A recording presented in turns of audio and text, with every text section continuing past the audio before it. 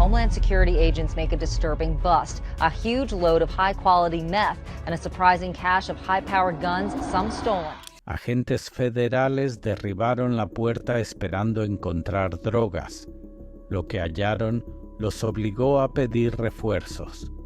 Apilado del suelo al techo, habitación tras habitación, había suficiente poder de fuego como para armar a una pequeña milicia. Rifles de asalto, armas de alta capacidad, equipo listo para combate, todo oculto detrás de las cercas blancas de un suburbio de Washington, en un vecindario donde los niños van en bicicleta a la escuela. Pero esto fue lo que les quitó el sueño a los investigadores. No era una colección, no era un excéntrico acumulador obsesionado con las armas.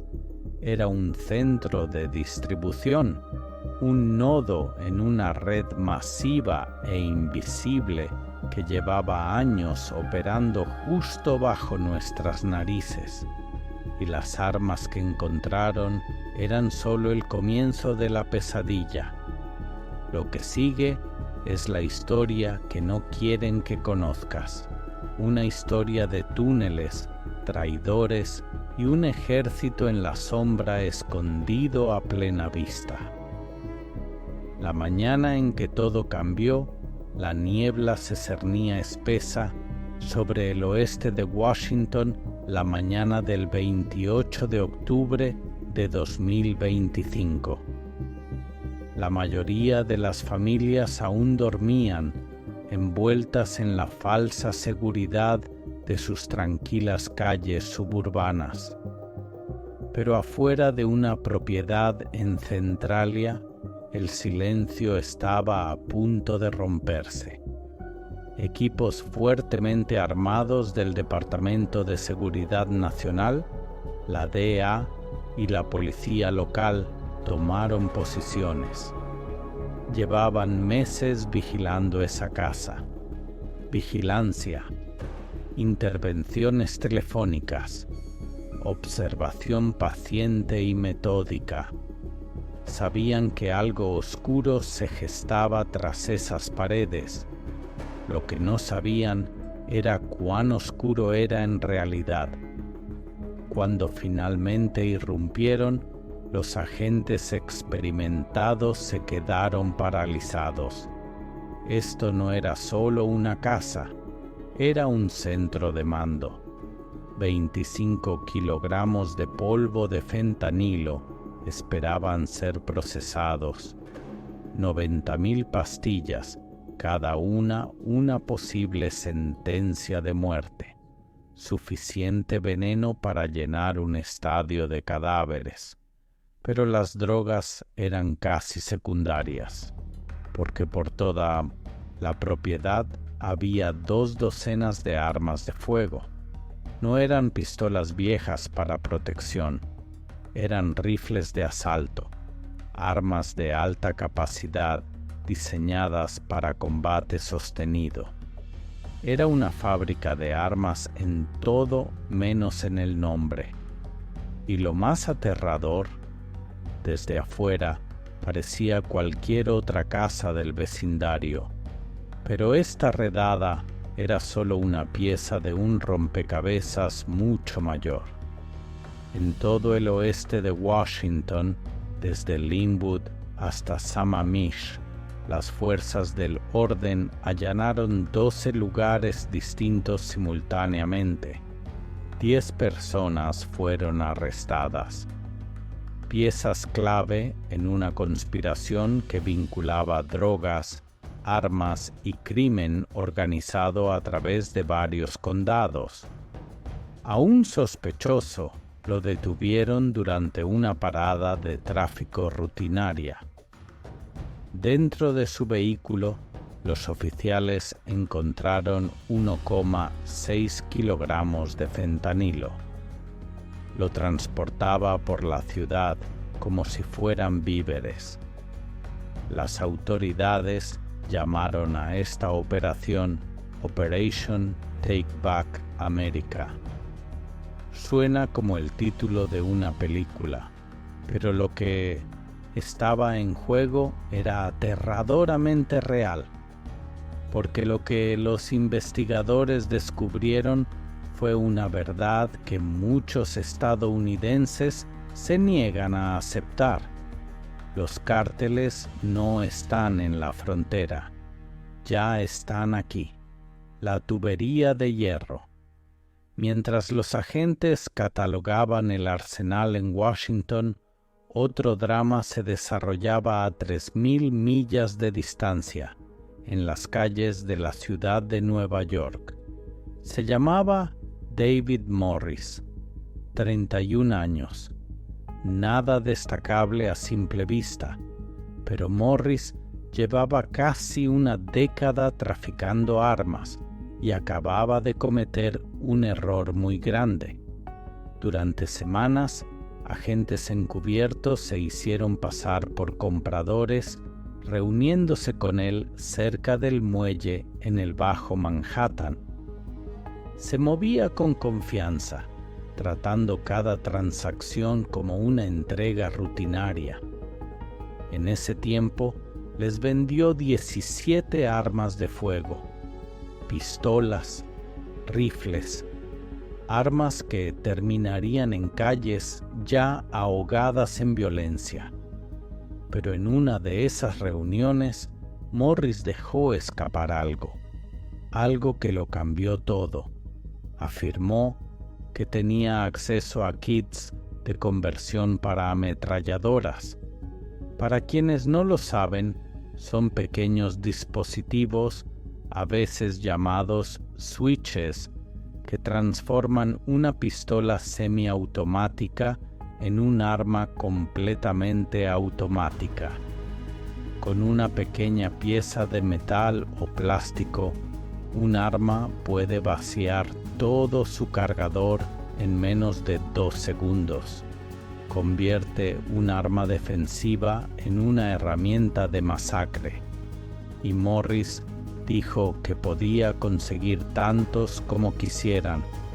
Cuando finalmente lo arrestaron, las autoridades exhibieron más de 200 armas de alto poder incautadas, rifles de asalto, armas automáticas de escuadra y entre ellas una ametralladora calibre .50, del tipo diseñado para destruir vehículos, simplemente guardada en una casa de seguridad esperando comprador. El dinero incautado superaba los $250,000 encontrado en cubetas naranjas de Home Depot ocultas tras una pared falsa en un ático. Pero el dinero se puede reemplazar. Las vidas que esas armas habrían cobrado, no. Morris explotaba lo que los investigadores llaman la tubería de hierro, un corredor conocido por donde las armas viajan desde estados con regulaciones más laxas hacia estados con leyes más estrictas. Normalmente son pequeños delincuentes moviendo pocas piezas a la vez. Morris movía volumen, a escala industrial, y sus clientes no eran solo pandillas callejeras, eran cárteles. El negocio familiar Miles de Camiones cruzan el punto fronterizo de Laredo todos los días. Es uno de los cruces comerciales más activos de Norteamérica, un río de comercio legítimo que nunca deja de fluir, lo que lo convierte en el lugar perfecto para esconder algo. Los agentes de aduanas y protección fronteriza notaron algo extraño en 2 tráileres que intentaban cruzar el puente. El papeleo parecía correcto.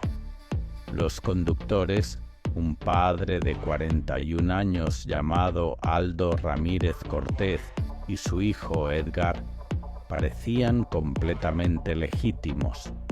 Uno residente permanente legal, el otro ciudadano estadounidense. Eran la tapadera perfecta. Pero aún así los detuvieron. Lo que encontraron dentro era una obra maestra de ingeniería y engaño. Las paredes habían sido modificadas con compartimentos secretos integrados al marco, tan bien ocultos que al golpearlos sonaban sólidos, pero al abrirlos encontraron un arsenal, casi 400 armas de fuego, miles de cartuchos, todo apilado y listo para el transporte. No era una colección para una feria de armas, era un envío de reabastecimiento para un ejército. El hallazgo reveló la aterradora sofisticación de estas operaciones. Modificar un camión así requiere tiempo, dinero y gran habilidad. Y usar un equipo padre-hijo con estatus legal fue un movimiento calculado para reducir sospechas. Casi funcionó. Bajo tierra. Cuando la superficie se vuelve demasiado caliente, los cárteles no se detienen. Van bajo tierra. Literalmente. A finales de junio de 2025, las autoridades cerca de Yuma, Arizona, descubrieron algo que parecía sacado de una película de ciencia ficción. Un túnel de casi 2.900 pies, descendiendo 50 pies bajo el desierto. Pero llamarlo túnel es quedarse corto. Era una autopista subterránea, con paredes reforzadas de acero, sistema de ventilación funcional, iluminación de alto voltaje y lo más impactante, un sistema ferroviario personalizado. Habían construido una línea de metro privada bajo la frontera. Los residentes no tenían idea de que vivían sobre una superautopista del cártel. El ajuste de cuentas a finales de septiembre, la DEA lanzó su contraataque contra el cártel Jalisco Nueva Generación.